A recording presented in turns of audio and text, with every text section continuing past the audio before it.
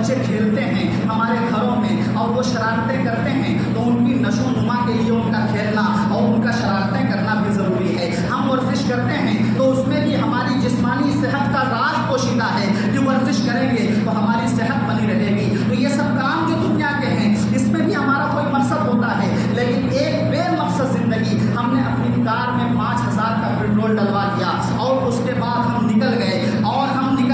تو ہمارا کوئی مقصد نہیں ہے کہ جانا کہاں ہے، کوئی منزل نہیں ہے کہ جانا کہاں ہے، بس ہم تیل پھونکے جا رہے ہیں، ہم پیٹرول جلائے جا رہے ہیں۔ جب ہمارا پیٹرول ختم ہونے کے قریب ہوا ہم گھر واپس آ گئے، کسی نے پوچھا کہاں گئے تھے، کسی نے پوچھا کیا کرنے گئے تھے، 5000 کا تیل اپنی کار میں ڈال دیا اور اسے جلا کر کے چلے آئے، کام کیا تھا؟ کہا کوئی کام نہیں تھا، بس ایسے ہی اپنی کار کو میں گھما رہا تھا، ایسے ہی اپنی کار کو میں چلا رہا تھا، ایسے ہی ڈرائیونگ کر رہا تھا، کوئی مقصد نہیں تھا، نہ مقصد کسی منزل پہ جانا تھا، نہ مقصد شاپنگ اور خریداری کرنے کا تھا۔ تو اسے کہتے ہیں بالکل بے مقصدیت والی زندگی۔ اگر واقعی میں 5000 کا تیل جلا کر کے ضائع کر کے چلے آئے تو بالکل یہ بے مقصد ہو گیا، ضائع ہو گیا، اب اس کا کوئی کام نہیں، اب اس کا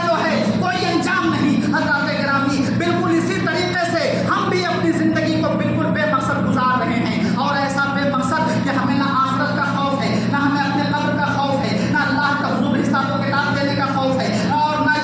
اب اپنے اعمال کا اور نہ اپنے اعمال کا ہمیں دھیان ہے کہ ہمارے کندھے پر جو فرشتے ہیں وہ ہماری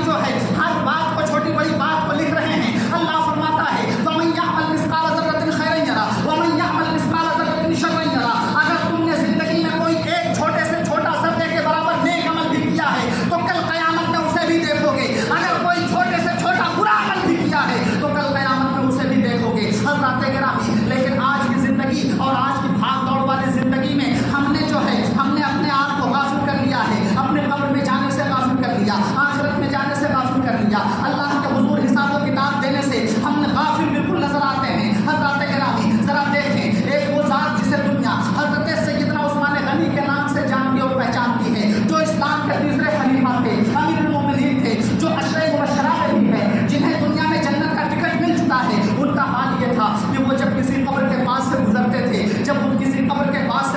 تھے، تو قبر کو دیکھ کر آپ بہت روتے تھے، بہت زیادہ روتے تھے، آپ کی آنکھیں اشکبار ہو جاتی تھی، یہاں تک کہ داڑھیاں مبارک تر ہو جایا کرتی تھی۔ پوچھنے والا پوچھتا حضور آپ قبر کو دیکھ کے اتنا کیوں روتے ہیں؟ تو عرض کرتے تھے کہ آخرت کی منزلوں میں سے قبر جو ہے یہ سب سے پہلی منزل ہے، جو یہاں کامیاب ہو گیا وہ وہاں کامیاب ہو گیا، اور جو یہاں پھنس گیا اس کی آخرت کی منزل بھی بڑی دشوار ہو جائے گی۔ اور عثمان یہ نہیں جانتا کہ